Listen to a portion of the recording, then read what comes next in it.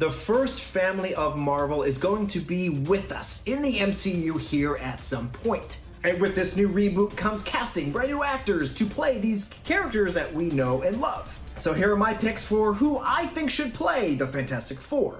Let's get it.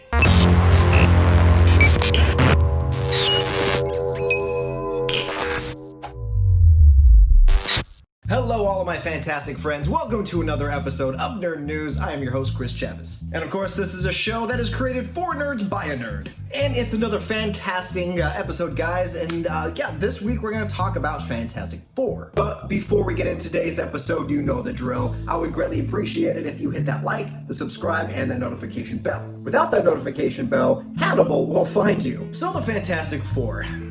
It has seen a few different iterations over time. And the first live-action film actually came out in 1994. Not many people have seen it because it's, well, unique. Then we got a new Fantastic Four film in 2005. It did decent. It made enough money to spawn a sequel in 2007. Then fast forward to 2015 and a new reboot blessed our screens. Bless would not be the word that I would use actually to describe that version of the film, but we'll move on. And this brings us to our current year, 2020. So when Disney bought the rights to 20th Century Fox, a lot of characters were attached to that contract. And four such characters were attached to that, and you probably guessed it, the Fantastic Four. Now we have zero news as to when they're going to be introduced, what movie, even casting. There's just fan casting and speculation as to who is going to play these iconic roles. So for now, we just place our bets and hope that our favorite actor and actress gets to, be the first family of Marvel. But with placing our bets, I think it's about time that I give you my pick as to who I think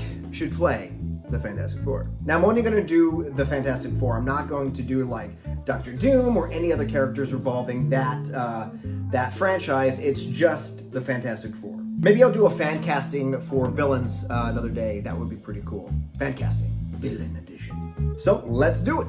So let's start this off with the leader of the Fantastic Four, shall we? The Elastic Man, the Stretch Armstrong before Stretch Armstrong was the thing, Reed Richards, aka Mr. Fantastic. Now we had a few actors before him don the stretchy ability, the Doctor Strange white on the side of the hair, pretty much the Patrick Dempsey look, if Patrick Dempsey could stretch.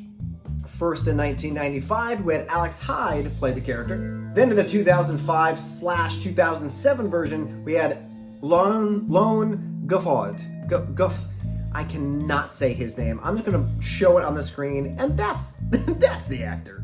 And in 2015, we had Miles Teller. And now in the 2021, probably it'll be 2021 version of the Fantastic Four, I am gonna choose an actor who the fans actually want to play this role, and I agree with him completely, in that of John Krasinski. Now, like I said, he is a fan favorite to play this role, and the reason why I think he works so perfectly, he has the comedic chops, we saw that in The Office, but his action chops have actually, come forward as of late with the Jack Ryan TV show that he's doing. And the crazy thing is, a little side note, he was actually tapped to play Captain America before Chris Evans. So Marvel has had their radar on John Krasinski for a while, just trying to find the right project for him. He's also a fantastic director. He directed A Quiet Place. So if he wanted to helm maybe Fantastic Four 2, he could, because he has that ability. John Krasinski also has that leader-like quality that you need in that character, since, he's the leader of the Fantastic Four. And also all the fan art that has been released he looks fantastic in the suit, let's just say. I think Boss Logic did a cool shoot with all of them. I'll put that up later. If that's him. I think it was Boss Logic. But you need an actor who has that demanding leading man, that / comedy, lighthearted role in that of Mr. Fantastic, because Mr. Fantastic is a very underutilized character. He was like Cyclops. He could have been a lot bigger, and he had more depth than originally in all the other Fantastic Four movies. So I think this is a great time to remold that character, and it needs to be John Krasinski. So John, you are my Mr. Fantastic, my friend. And now we're going to move on to the love interest in Mr. Fantastic.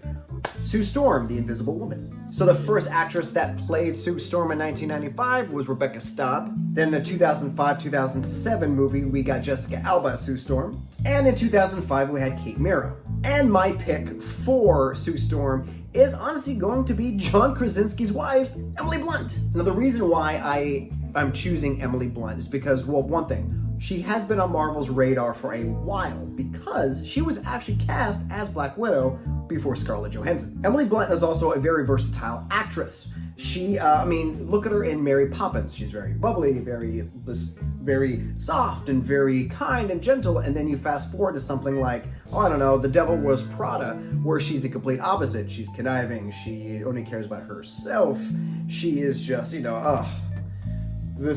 I belong in this room. Oh, the jacket is absolutely horrible. It's horrendous. And also, I think to have the love interest of Mr. Fantastic, she would play perfectly because she is married to John Krasinski. They already have that chemistry because, they love each other. That's why they got married. So that aspect of the movie would be very genuine, and that needs to come across. You need to, with these two characters, you never felt that love. You never felt that, these two characters can live without each other because they're married. You never got that. I always felt that in the other movies, she was a throwaway character, even though she was one of the main characters. She just needed more depth to her. And I think Emily Blunt's acting chops mixed with the emotion of her husband will fit this new formula of the Fantastic Four perfectly. So Emily, you're my girl. Next up, we got Johnny Storm, the Human Torch. In 1995, Joy Underwood played the role. In the 2005-2007 film, Chris Evans played the role, which was weird and also awesome. And in the 2015, we had Michael B. Jordan play the Human Burning Man. So my casting choice for the Human Torch is Darcy Montgomery. Now, he may look familiar to you. That's because he played Billy in Stranger Things. And the reason why I am choosing Darcy is because Johnny Storm is a very cocky, young, arrogant. Also, you need to find an actor who can be likable at the same time. You need to be like, I want to hang out with you, but you're kind of cocky. Don't worry about it. So if Darcy used the same mentality and the same confidence he did when he played Billy, if he just took a little bit more lighthearted approach to it, like how Zachary Levi did with Shazam, I think then you would get that cocky, lighthearted, kind of like Aladdin.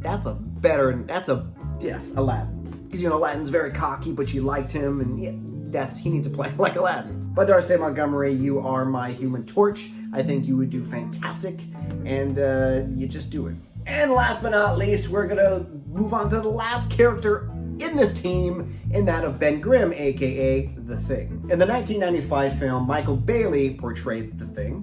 2005-2007 saw The Rock's Michael Chiklis. And 2015 saw Jamie Bell. That's a weird casting choice. And now my pick for The Thing. We're gonna go back to Stranger Things, and we are going to select David Harbour. Now, David Harbour had a stint in another comic book movie, that of Hellboy. He was a perfect choice to replace Ron Perlman. He just had a bad script behind him. Now, David is a fantastic actor. He has a wide range of emotions and physicality and comedy that he could bring to this character. Now, this character is very dark. He is very just depressed. He's like the Hulk, but very, very sad. He doesn't like his appearance. He doesn't like the way that people treat him. He is just down in the dumps or in the dirt because he's a rock. So I think David could take that anger that he used in Hopper and kind of humanize it a little bit more with the character that he portrayed in Extraction on Netflix. Add in a little bit of humor with it, and you got a perfect, just complex character who could go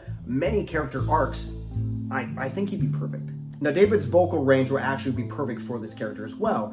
Reason why I say that is because you have to remember he's going to be in a mocap suit should he, get the role. Much like how Mark Ruffalo did with the Hulk. So in his deep vocal range, I think it'll be perfect to transcend this rock hard character. But that's it, guys. That is my choice for the Fantastic Four. Now, Marvel will release something shortly. I know we're going to get a trailer very soon from the Turtles, and just look out for my trailer reaction for that when that gets released. But guys, I hope you enjoyed this episode. Who do you want to play these characters? Let me know in the comments below. I love talking to you guys and just nerding out. Thank you guys for hanging out with me, and until next time, every Fantastic Four movie on this list isn't as bad as the 2015 version. Trust me, even the 1995 version is superior. Superior.